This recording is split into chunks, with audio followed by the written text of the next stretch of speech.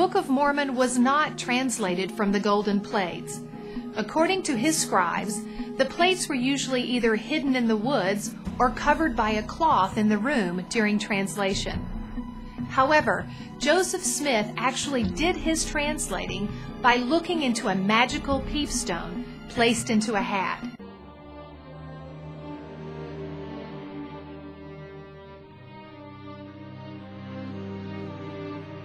I will now give you a description of the manner in which the Book of Mormon was translated.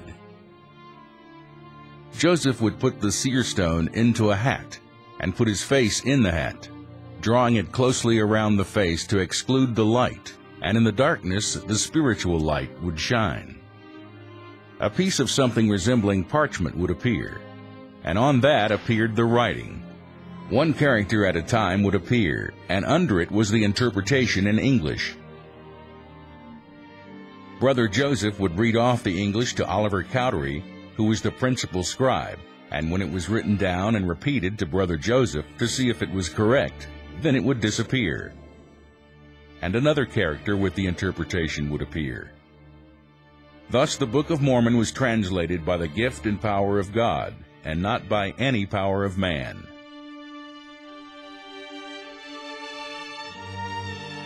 This translation method was affirmed by David Whitmer, Martin Harris, Oliver Cowdery, and Emma Smith, among others. And it is this unbiblical method of translation that Joseph Smith boasted the bold claim that the Book of Mormon was the most accurate book in existence. Joseph was using the same occult object to find buried treasure as he used to translate his scripture. On April 23, 1843, 6 bell-shaped brass plates covered with undecipherable engravings were unearthed near Kinderhook, Illinois, 70 miles south of Nauvoo. These plates have come to be known as the Kinderhook plates. Soon after their discovery, the plates were taken to Joseph Smith to be examined and translated. Here is a statement from Joseph Smith, as recorded in the History of the Church, May 1, 1843. I have translated a portion of them, and find they contain the history of the person with whom they were found.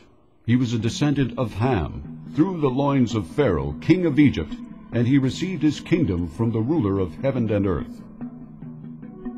In 1980, an LDS history professor, Stanley B. Kimball, secured permission to subject a remaining plate to a series of tests to prove their validity. He had the plate examined by the Department of Materials Science and Engineering at Northwestern University, using a scanning electron microscope and an X-ray fluorescence analysis.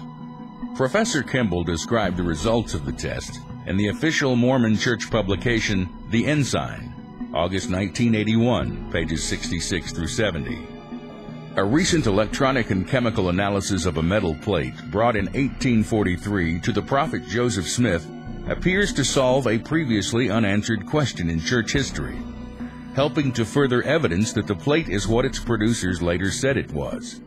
A 19th century attempt to lure Joseph Smith into making a translation of ancient-looking characters that had been etched into the plates. These test results validate Wilbur Fugate's later testimony in 1879 to a hoax where he and 2 other men cut out thin pieces of metal and etched markings on them using beeswax and acid to test Joseph Smith. Kimball laid to rest the question that had been posed to LDS leaders in the Mormon community for over 130 years. The Kinderhook plates, which were found authentic and partially translated by Joseph Smith, were a hoax.